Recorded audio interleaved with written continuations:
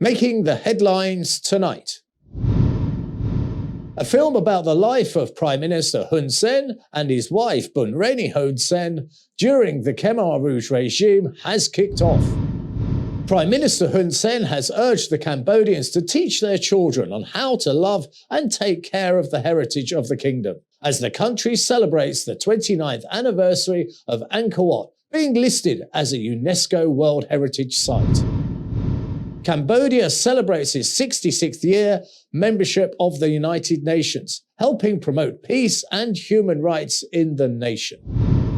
Cambodian team wins first place in 3 out of 5 disciplines at the 2021 Southeast Asian Sailing Championship in Sihanoukville. An animal shelter in the Gaza Strip uses wheels of toy cars and kids' bicycles to build mobility devices for disabled cats and dogs. This is the Daily Roundup on the EAC News Channel. A very good evening to you. My name is Paolo Bonini.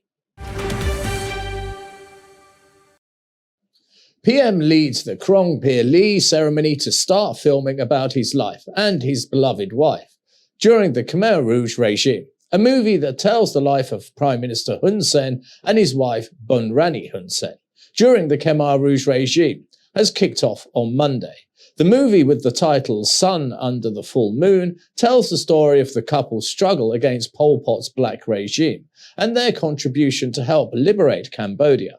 This is the largest film of its kind, revealing the recent history of the Kingdom of Cambodia. EAC News reporter Deshana Gochan has the details. A large-scale historical film titled Sun Under the Full Moon that will reflect the real life of Prime Minister Hun Sen and First Lady Bun Rani Hun Sen in the struggle to save the nation and the people of Cambodia during the genocidal regime of Pol Pot has begun production. After receiving the high permission of the Prime Minister, the Krong Pir Lee, known as the Blessing Ceremony, launched the start of the film production on Monday morning. The ceremony was presided over by Prime Minister Hun Sen and was attended by senior leaders representing all institutions of the Kingdom of Cambodia. Before the start of the religious ceremony, the Prime Minister and all leaders carefully inspected the equipment and props to be used during filming, including clothes from the Pol Pot era and weapons from the Khmer Rouge regime. Prime Minister Hun Sen's high presence on Monday was a great honor and encouragement for the production team, artists, and actors involved to continue to perform their duties in the process of producing this historical film. Before the meeting with the directors, producers, and actors, the Prime Minister, along with the attending senior leaders, offered candles, incense, flowers, perfume, spices, gift baskets, cakes, oil, corn, beans as part of the Krong Pir Lee, accompanied by traditional music. They asked the spirit of the water, the spirit of the land, the special hand of the angels to take care of the bodyguard command of the Prime Minister at one of the locations where the team will start filming Sun Under the Full Moon. They asked that the coming days will be peaceful, safe, and successful in all work tasks, especially for this historical film that will represent the honor of the country and reflect the experience of Prime Minister Hun Sen and his wife in the struggle to save the nation, the motherland, and the Cambodian people from the genocidal regime of Pol Pot. Regarding the production of this film, it should be noted that Sun Under the Full Moon was originally written as a radio drama, which drew in high listenership from all over the country on Bayon Radio, and many requests for the drama to be adapted into a film. After receiving the Prime Minister's high permission, the assigned film commission selected 5 writers to edit the content of the radio drama script into a total of 44 episodes, equal to 653 scenes. The production management team inspected and selected 102 shooting locations in Kampong Thom, Kampong Cham, Tabong Khmum, Kampong Spu, and Phnom Penh to begin building the sets and designing the shooting locations to accurately portray the particular time in history that the film is set in. According to the high-level recommendation of the Prime Minister, the Commission organized the construction of Ka Thmor Fort, Lon Nol Fortress on the Tonle Bet, and the People's Village at the Bodyguard Command Training Center for filming. According to the report of Secretary of State of the Ministry of Information and Chairman of the Production Committee, Hum Sotitsia, for the film Sun Under the Full Moon, the team selected 103 actors and at least 1,000 extras to participate in the shooting of big scenes such as fight scenes, demonstrations, New Year celebrations, and so on. The chairman of the commission continued that according to the production work plan of the 44-part series, it will take at least 12 and a half months for production and post-production, with expectation to be complete before mid-2023. The Prime Minister expressed his appreciation to the entire team involved in the production of Sun Under the Full Moon, including the management, producers, artists, and technical crew during his speech. He thanked all those who have worked hard to compile and improve the content of the story, from the theatrical side to the production of the series, including the effort to cast the actors, conduct background research, locate the props and equipment, formulate the filming strategy, and scout the filming locations, especially now that they have gathered to celebrate the Krong Pili for the happiness and prosperity of the upcoming film production. During the historic ceremony, the Prime Minister allowed a group of artists, actors, and technical team members to take photos. In addition to filming and providing many equipment, General Hing Boon Hyung tailored 1,000 military uniforms of the Pol Pot and Lon Nol Liberation Army and prepared 2,000 more garments to be worn in the movie. Separately, the team received some equipment from General Sao Soka, advisor to the commission. In addition to the strategic equipment, the Minister of Culture and Fine Arts, Pung Sakona, allowed the research team to collect decorative materials from the ministry's studio to prepare for the filming. Darshana Gochan, EAC News.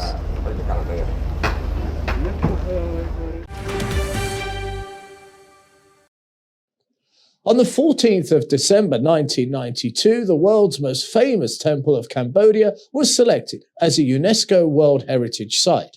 As is celebrated every year, on Tuesday, Prime Minister has extended his congratulations to mark the 29th anniversary of this important event. EAC News reporter Yuri Matosko has the story. The Premier has sent his praises to Angkor Wat inscription on the UNESCO World Heritage back in 14 December of 1992. He has stated the Angkor Archaeological Park complex holds a huge collection of architecture built in honor to Vishnu god in Brahmanism. The temple-style inscriptions and sacred sculptures are evidence of the Angkor's era's living condition, lifestyle, traditions, customs, beliefs, religions, culture, business, and economic currents. Prime Minister Hun Sen has also underlined the importance of Angkor as a national and cultural identity of Cambodia, as well as a big symbol of pride, representing Khmer art from the 9th to the 14th century. According to UNESCO, Angkor is one of the most important archaeological sites in Southeast Asia, stretching over some 400 square kilometers, including forested area. Angkor Archaeological Park contains the magnificent remains of the different capitals of the Khmer Empire. They include the famous temple of Angkor Wat and Angkor Thom, the Bio-Temple with its countless sculpture decorations. UNESCO has set up a wide-ranging program to safeguard this symbolic site and its surroundings. Prime Minister Hun Sen has praised UNESCO's right decision to include Angkor at its World Heritage list 29 years ago at the 16th meeting at the World Heritage Committee in the American city of Santa Fe. The Premier has called on all compatriots to love and participate in preserving and respecting its precious heritage to Cambodian people, which, since the 14th of December 1992, is also a precious heritage to the whole world. Yuri Matosko, EAC News, Phnom Penh. Prime Minister Hun Sen has congratulated the Kingdom of Cambodia as it celebrates the 66th anniversary of joining the United Nations. The kingdom became a member of the world's largest international organization in 1955, following the end of the Second World War. EAC News reporter Darshana Gochan has the story. Prime Minister Hun Sen has made a Facebook post on Tuesday morning celebrating 66 years since the Kingdom of Cambodia became an official member of the United Nations.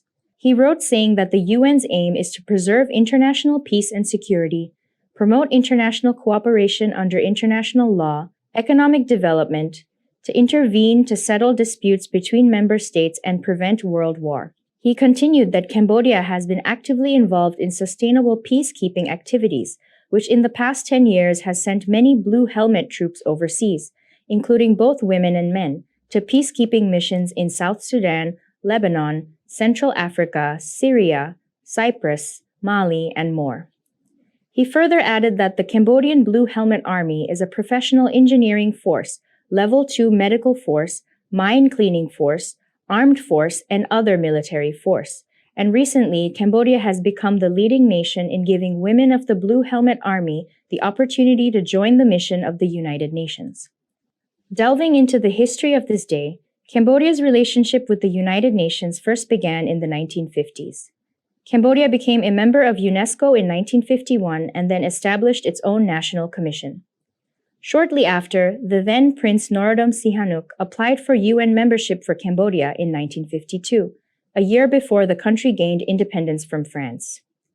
3 years later, Cambodia officially became a member of the United Nations in 1955.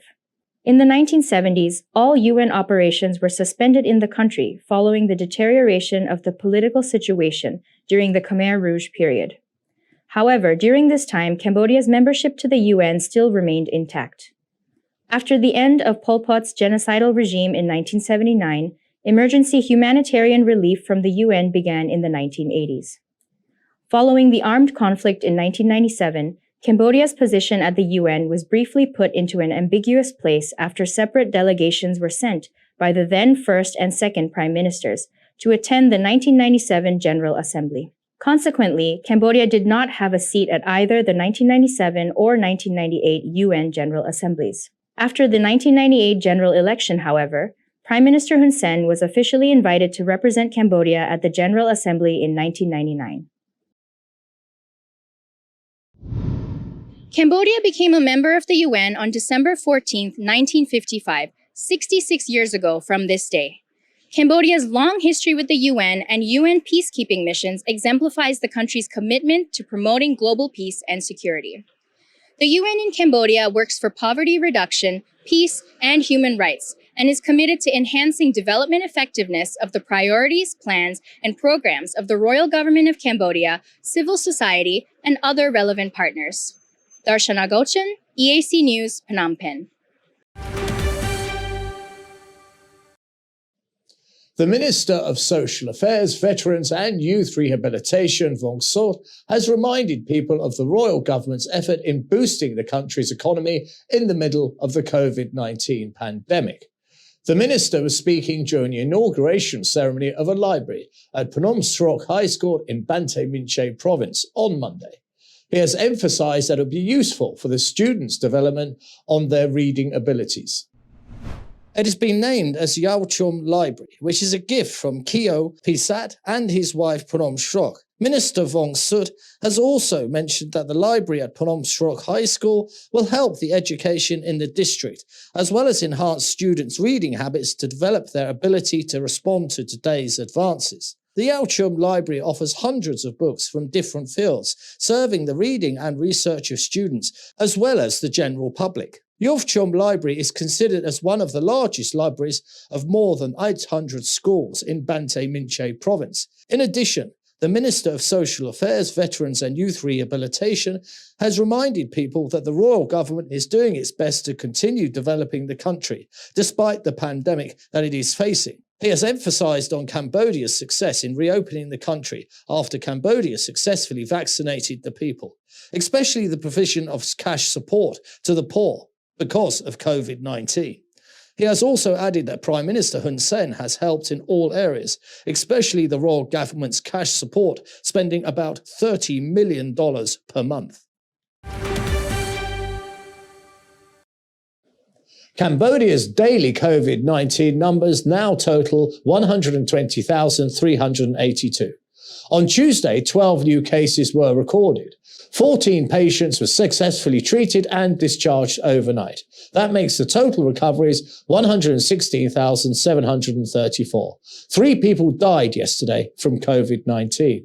Cambodia's total deaths since the beginning of the pandemic now stand at 2,992. Active cases, 656.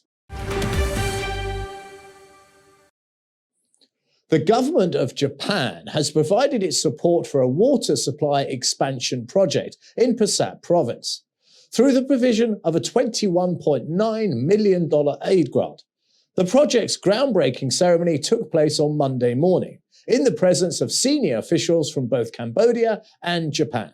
EAC News reporter Dashana Gochan has the details. The Pursat Province Water Supply Expansion Project held its groundbreaking ceremony on Monday morning under the presidency of the Minister of Industry, Science, Technology and Innovation, Cham Prasat, and the Japanese ambassador to Cambodia, Mikami Masahiro. During the ceremony, Senior Minister Cham Prasat expressed his gratitude to the government and the people of Japan for continuously supporting the development of the kingdom. The Japanese ambassador shared that he hopes this water supply expansion project will have a smooth and successful implementation and will be able to contribute to improving the living conditions of people residing in Pursat. The government of Japan has also provided a loan to Cambodia for another water supply expansion project in Siem Reap. Darshana Gochan, EAC News. Authorities of Battambang Province alongside the officials of Chonburi Province in Thailand are working together to restore the influx of workers between the two nations. During the first week of this month, for the first time since the closing of borders due to COVID-19, officials from both nations have allowed 200 Cambodians to enter Thailand to work legally. The entrance of the 200 workers is a test run for further cooperation to set relationships in the new normal. EAC News reporter Yuri Matosko has more. The head officer of Ban Lan International Port, Kamtib Muni, said that Battambang Province has stated on Monday that according to the agreement between both nations, Thailand has allowed to bring Cambodian workers into Chonburi Province through the international gate 2 days a week between Tuesday and Wednesday. Kamtib Muni has stressed that in the first week of December, a total of 200 Cambodian workers were sent for testing to check any challenges or infections of the COVID-19 virus. If any problem has been found during the first test runs, the Thai side will postpone the entrance of more Cambodian workers to enter legally in the country. Deputy Governor of Cambodian District in Battambang Province, Kun Satia, said the allowance of sending Cambodian workers in Chonburi Province, Thailand, was decided after a meeting to strengthen cooperation between the Kingdom of Cambodia and the Kingdom of Thailand in early December. In case the first test operations run smoothly, the Thai government has announced its plans to accept 20,000 Cambodians to legally work in Chonburi Province. According to Director of Ban Lan International Port, Kamtib Muni, Cambodian workers allowed to enter in Thailand must meet certain conditions under the supervision of port officials and Department of Labor. All workers must have a company and employer to guarantee legal procedures.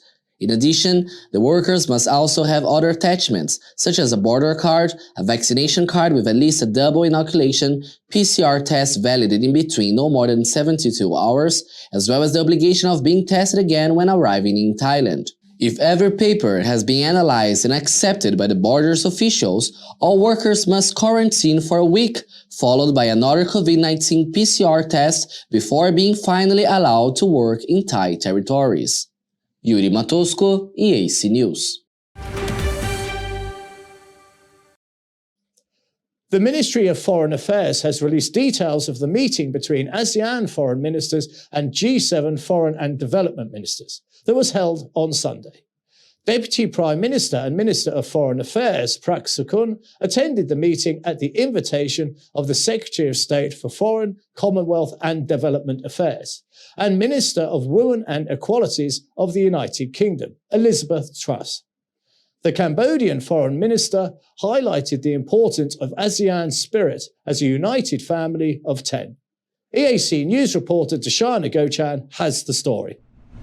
Cambodia's Minister of Foreign Affairs and International Cooperation, Prak Sokhonn, highlighted the importance of ASEAN's spirit as a united family of 10 during the ASEAN Foreign Ministers and G7 Foreign and Development Ministers meeting.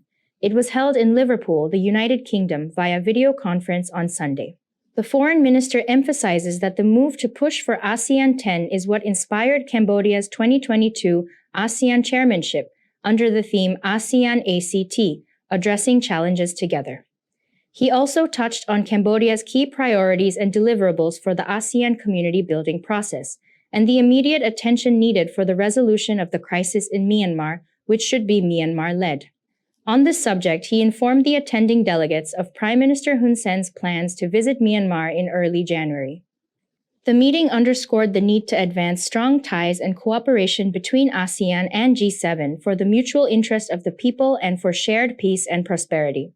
Areas of cooperation discussed included the expedition of enhanced vaccine access and promotion of global health security, digital technology, infrastructure investment, addressing climate change, trade expansion, and regional security, including in the maritime domain.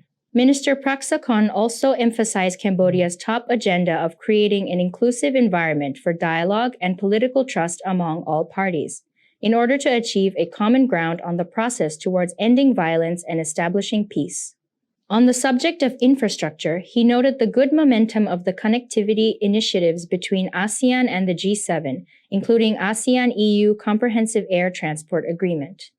Finally, noting on the subject of security, the foreign minister has reiterated that ASEAN has always been an outward-looking regional grouping that acts as a cornerstone for peace, security, stability, and prosperity in the region and beyond, for which Cambodia remains committed to upholding.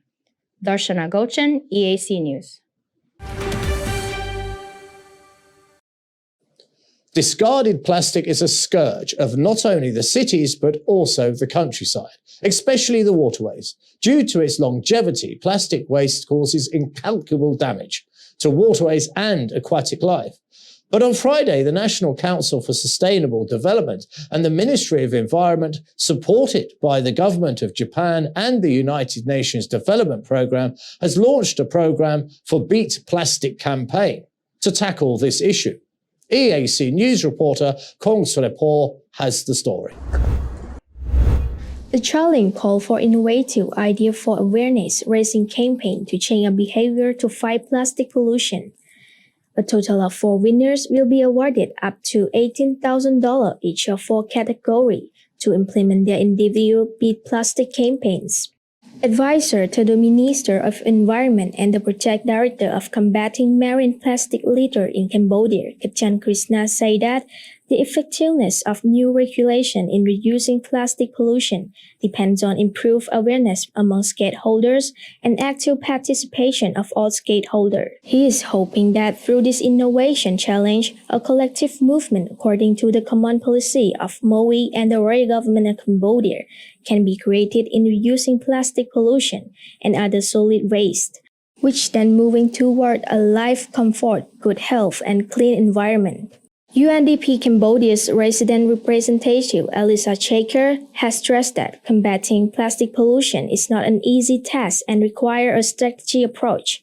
She has said that this challenge therefore aims to identify and test innovative and effective solutions for campaigns that can raise a public awareness and create behavioral change toward the 4 Rs. Meanwhile, Ambassador Extraordinary and Plenipotentiary of Japan to the Kingdom of Cambodia, Mikami Masahiro, has said that Japan is committed to working alongside Cambodia to jointly fight with plastic pollution through combating marine plastic litter project. In 2018, the Ministry of Environment set the promotion of the 4 Rs, refuse, reduce, reuse, and recycle framework as a key policy agenda to resolve plastic pollution. Kong Srepo, EAC News. Omicron variant of coronavirus is spiking in London and some other parts of the country. In the capital, it is representing approximately 40% of the current cases. Omicron is causing hospitalizations in the United Kingdom, and sadly, at least one patient has been confirmed as dying from that variant. The British Health Secretary Sajid Javid has announced on Monday that the Omicron variant of novel coronavirus is spreading at a phenomenal rate. He advised people should get an additional dose of the vaccine because double-jab people are vulnerable. Javid has warned that Britain faced a tidal wave of infection, which could lead to a high number of hospitalizations and overwhelm the healthcare system. British scientists found 2-dose COVID-19 vaccines regimens did not induce enough neutralizing antibodies against the Omicron coronavirus variant, indicating that increased infections in those previously infected or vaccinated may be likely. What we've learnt about this new variant Omicron just in the last week is that, first of all, it's spreading at a phenomenal rate. The number of infections is doubling every 2 or 3 days. There's going to be a tidal wave of infection. The second thing that we've learnt in the last week is that 2 doses of the vaccine are not enough to protect you, but 3 doses, a booster shot, will be hugely effective in protecting you against symptomatic infection. Researchers from the University of Oxford have published results on Monday from a study yet to be peer-reviewed, where they analyzed blood samples from participants who were given doses from AstraZeneca, Oxford, or Pfizer-BioNTech in a large study looking into mixing of vaccines. And what we are seeing is, because of this phenomenal growth, we're seeing a huge number of infections. And even if this turns out to be milder than the Delta variant, because we don't know about how severe it is yet, but let's assume for a second that it's milder, it will still lead to a high number of hospitalizations because it will still be it might be a smaller percentage of people that are severely ill, but it'll be a smaller percentage of a much larger number. The results come a day after British Prime Minister Boris Johnson has warned that 2 shots will not be enough to contain Omicron, following findings from the UK Health Agency last week that boosters significantly restore protection against the variant. The Oxford study said that there was no evidence yet that the lower level of infection fighting antibodies against Omicron could lead to higher risk of severe disease, hospitalization, or death in those who have got 2 doses of approved vaccines.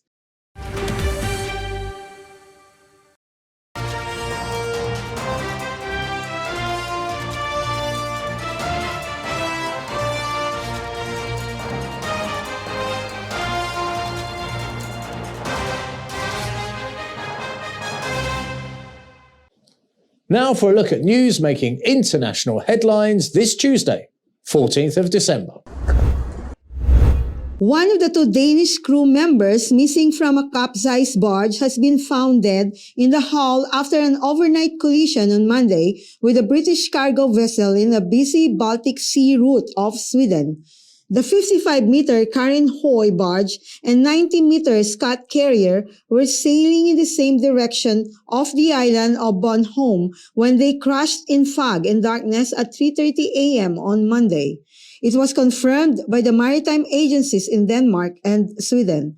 At least 9 boats in a helicopter have combed waters near the wreckage-thrown site, while the overturned Karin Hoy was towed away to shallower waters so Swedish divers could investigate the hull without risk of being dragged down.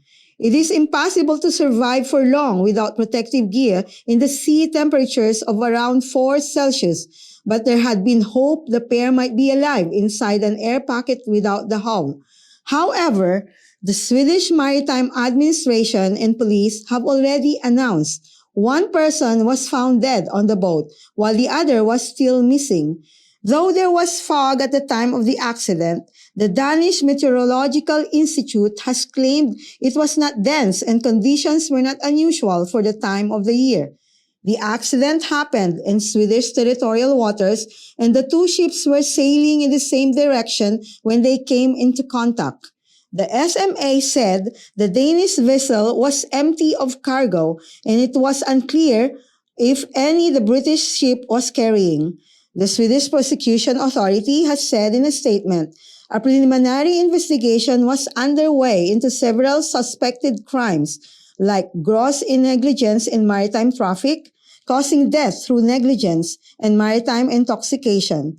It has reported 2 suspects, 1 British and 1 Crucian, had been taken into custody, and it could provide no further details due to the preliminary nature of the probe.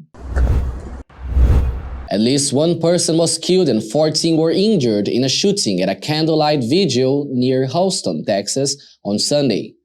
This was confirmed by Harris County Sheriff Ed Gonzalez.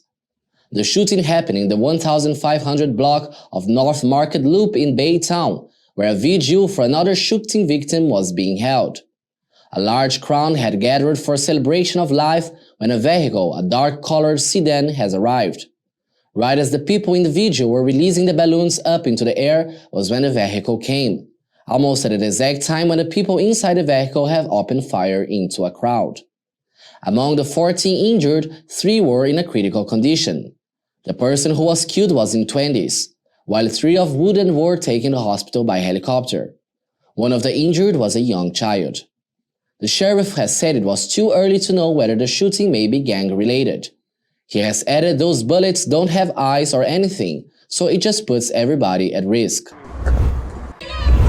And protesters have rallied against the ongoing military coup and were met with tear gas.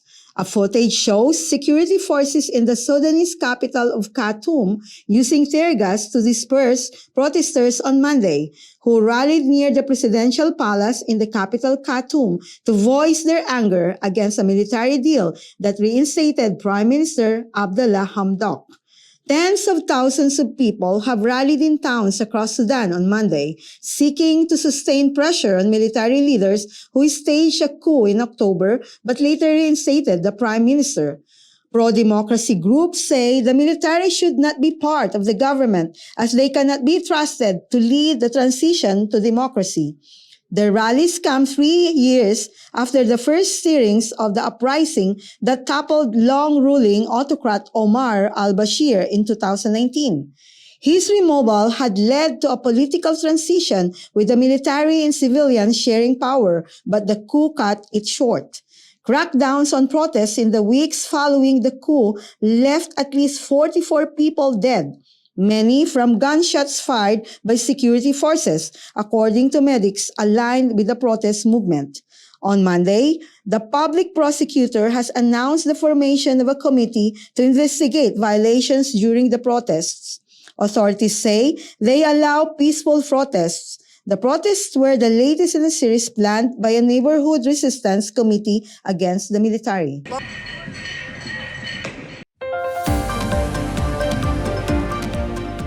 After the break, a look at all the latest sports news.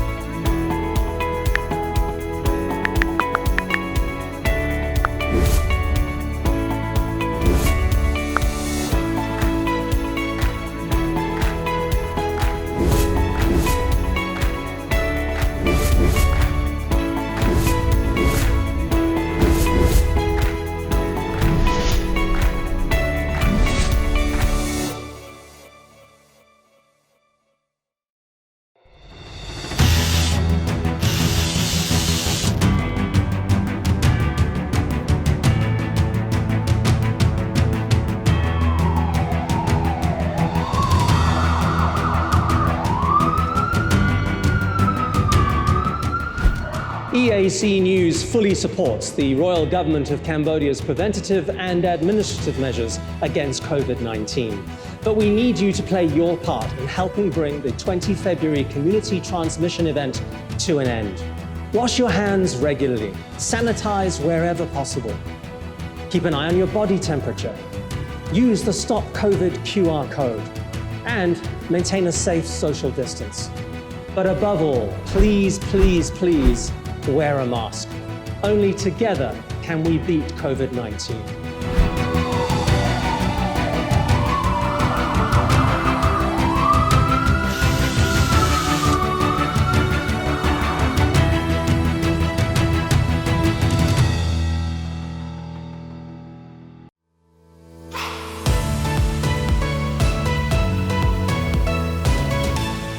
EAC News' audience is growing. Our YouTube channel has over 150,000 verified subscribers.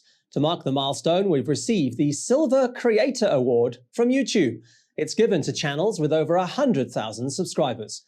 YouTube CEO Susan Wojcicki says the award celebrates EAC News' hard work and incredible achievement. She says we brought a unique voice and style to the world, but have also created valuable connections and built a community along the way. The next milestone we're going for is 1 million subscribers, and we'd really like that Gold Creator Award. So if you're not already a subscriber, head to YouTube and search for EAC News.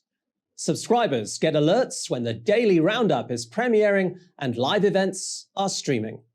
Get all the latest breaking news and updates from Cambodia in English. The EAC News channel on YouTube. Cambodia made clear.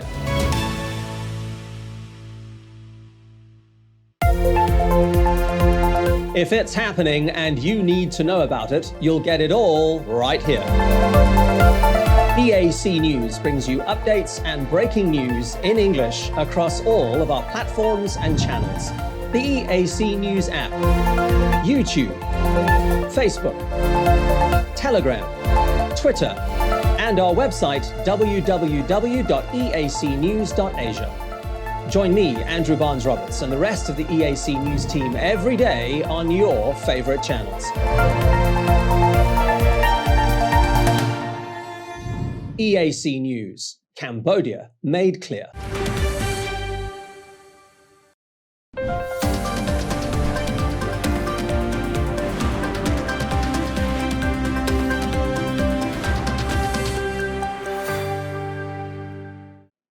The 2021 Southeast Asian Sailing Championships officially kicked off on Monday, with the Cambodian team winning first place in 3 out of 5 disciplines.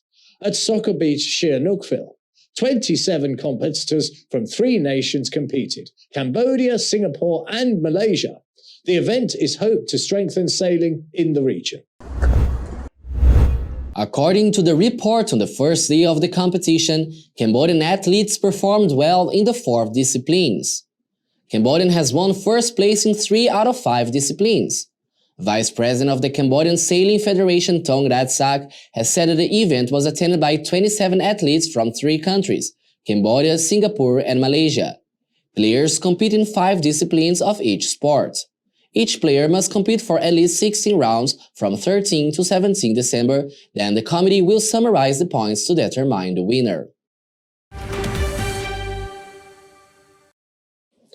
With less than 2 months to go before the Beijing 2022 Olympic Winter Games, the Organization Committee, together with the International Olympic Committee and the International Paralympic Committee, published the 2nd edition of the playbook that outlines COVID-19 countermeasures for those games. The playbook offers separate protocol for athletes and team officials, as well as other stakeholders, including the Olympic and Paralympic family, press and broadcasters, international federations, and the general workforce. The latest updates include information requested directly by stakeholders and from feedback received during various briefings held since October, with additional information about vaccinations, customs entry requirements, flight booking, pre-departure testing, the pre-games period, the closed-loop system, accommodation, transportation, food, beverage, screening, testing, health, monitoring, close contact management, and the period between the Olympic and Paralympic Winter Games. According to the new playbook, all persons coming to China for the Olympic Games will be put under closed-loop management during their stay in China. The closed-loop system will also allow Games participation to enter China without going through a compulsory quarantine if they have completed COVID-19 vaccination 14 days or more before their arrival. Anyone not fully vaccinated according to the playbook will need to quarantine for 21 days before entering the closed-loop system. According to the organisers, further policies and briefings will continue to be provided over the coming weeks. Acknowledging the continual evolving global health situation, any additional necessary countermeasures will be implemented right up to and during the Games time. to ensure the safety to all the participants and the local population. The Olympic Winter Games will take place between the 4th of February and the 20th, 2022, and the Paralympic Winter Games, which will be held in March.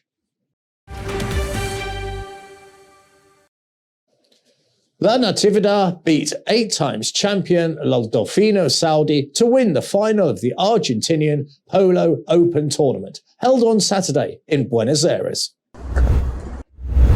The foursome, consisting of the Castanola brothers, Bartolome and Jetta, as well as Polito Pierres and Nachi Duplessis, have a brilliant performances on the Palermo field to beat La Delfina Saudi, with a final score of 15-13. For 5 years, we reached almost all the final, but last year we did not reach any. We play more or less with the fewest hosts and lot of concern, but thank you to everyone who helped me invest in more hosts than ever before. A madman, youngster, crazy, a stupid washed-up person in reality, but look now. Delfina Saudi were dominated by their contenders throughout the match, but they never gave up. Despite La Natividad's speed and dominance, Delfina Saudi managed to bounce back many times, but La Natividad reigned supreme.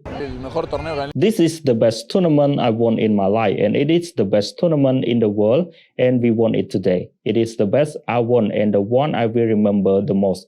I hope to win another one, but I know it's hard, but we will work toward that. Argentina is the world top destination for polo, a game that could be described as a field hockey on horseback. Now let's have a look at the weather and see what you can expect for tomorrow.